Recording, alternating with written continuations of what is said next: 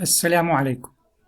للبحث عن مؤثرات صوتية لاستخدامها في الفيديو الخاص بك، يوجد في الإنترنت العديد من المواقع التي تقدم هذه الخدمة. من أحد هذه المواقع الموقع الذي هو findsounds.com.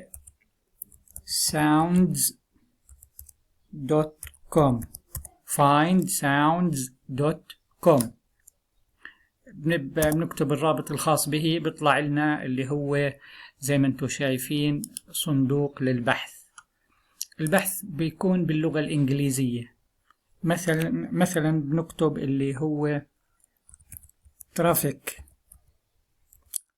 يعني اللي هي حركة السير. بدي مؤثر صوتي خاص بحركة السير أضيفه إذا أني عرضت صورة مدينة أو ما إلى ذلك، أو بتحدث عن الضوضاء أو ما إلى ذلك.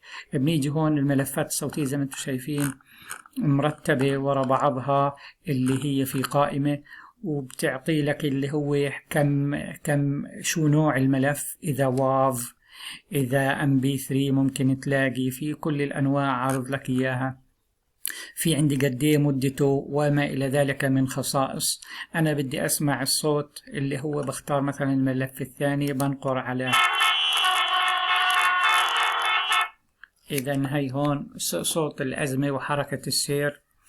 الآن أنا إذا عجبني هذا الملف بكل بساطة بجي على الثلاث نقاط، على هاي الثلاث نقاط بنقر عليها، بحكي لي اعطيني خيار داونلود، بنقر عليه، بختار الجهة اللي بدي اللي هي أسيب فيها، خليه على الديسكتوب، هي اسمها، إذا مناسب إلي بخليه، مش مناسب بغيره وبأسيف. الآن أصبح موجودا لدي على اللي هو ديسكتوب.